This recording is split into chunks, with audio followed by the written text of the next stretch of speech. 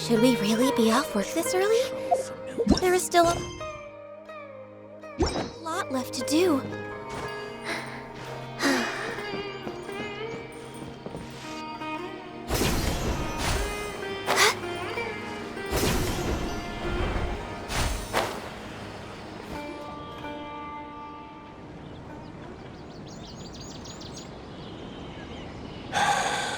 Who did the Ajalenok nut offend? I just don't get it. Hey, Jer. Still musing about Ajalenok nuts, huh? Want me to have Sino come over and tell some jokes? Might help distract you. No. No need. I'm done.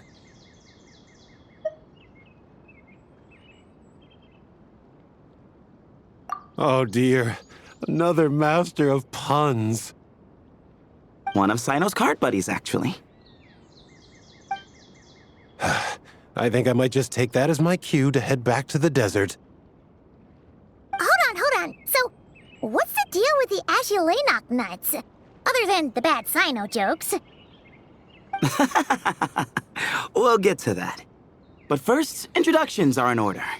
This is Jer, a member of the Temple of Silence. And you remember the Traveler, right, Jer? Of course. I'd never forget a participant in the Rite of Duels or the hero who saved Sumeru. Awesome. Could you go over what happened to you one more time, Jer? Our valiant hero is gonna help us get to the bottom of this. Might as well join since you're here, am I right? Just hear him out. You're gonna want to uncover this mystery once you do. I'd bet on it. Well, I was on an expedition in the desert not too long ago when I got caught in some quicksand. Later, it became obvious it wasn't normal quicksand because instead of sinking to my death, I fell into an undiscovered ruin. In my panic, arms and legs flailing about, I suspect I touched some things I shouldn't have. Because in that brief moment, an enormous amount of information came surging into my mind. I would hesitate to even call it knowledge, because my brain had no capacity to process the information. To use an analogy, it would be like trying to stuff thousands of Ajalenok nuts into a small water skin without it bursting. Sorry again with the Ajalenok nuts, I know. It's fine. We're getting to that part of the story anyway. True. Well, just as I was on the verge of madness, a single phrase broke through the storm of thoughts in my head. It was a man's voice saying, "Don't eat Ajalenok nuts." What? I know it's hard to believe, but that's what happened. I was saved by the phrase, "Don't eat Ajalenok nuts." I'm not sure. I'm not even certain it was a man's voice. It's hard to remember now that I've been repeating it so much myself. Anyway, the good news is I no longer feel like my head is going to explode. Of course, the bad news is that phrase has been stuck in my head for the past few days. Wow. But doesn't it have the opposite effect? Like, the more you say don't eat it, the more you want to eat it? Yes, that's exactly right. Whoever the voice belongs to, I don't know what his deal is with those nuts. Well, the world's a big place. There's bound to be people who don't like sweet stuff. I suppose. Strangely enough, I'm starting to think the voice belonged not to a man, but a cat. A cat? How? That's the question, isn't it? What would a cat be doing in an abandoned ruin like that? Just as my mind was reaching its breaking point, I could have sworn I heard the sound of a cat guiding me to exit. But when I came to, all I saw was endless desert, and Sethos shaking me in a desperate attempt to wake me up.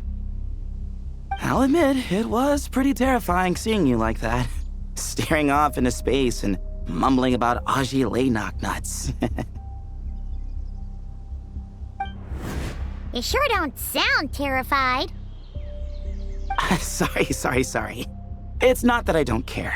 It's just kind of hard for rambling about Ajalenok nuts to sound menacing. Now, what Layla was saying, on the other hand, that is much creepier. Exactly. The unknown is what breeds fear, Agile knocknuts are familiar. But the moon suspended above us at night? That's about as foreign as it gets. Well, we don't know that for sure. There could be a whole other world inside an Agile nut with a moon of its own. Huh. I guess. Agile nuts are not to be underestimated. Right, yeah, of course. Won't catch me disparaging the mighty Agile knocknut. No, sir. Huh. So, a similar thing happened to Layla then? Yeah, I think so.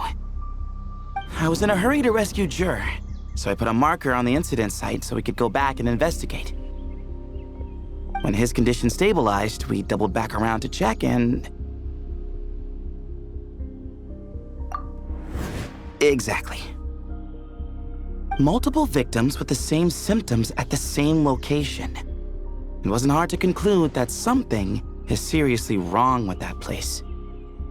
So, after we got Layla out of there, I had the Temple of Silence put up a warning sign at the scene and send patrols to watch the area. Speaking of, Sino, Tainari, and I are going to head back there and investigate once Layla is stable. So, as per usual, you're here just in time. That's for sure. But there's another reason I want Sino and Tainari involved in this. Because the story doesn't end there. Right, Jer? Oh, yes. Where was I? The Agile nuts butted in and I... Right. Yes. The cat. As I followed the cat noises, the voice said something else. So, there are those from Tula who still endure. I thought that was strange, of course, because, well, was the voice referring to me? Records of my ancestry are rather sparse, so I'm not sure if my bloodline even traces back to that place.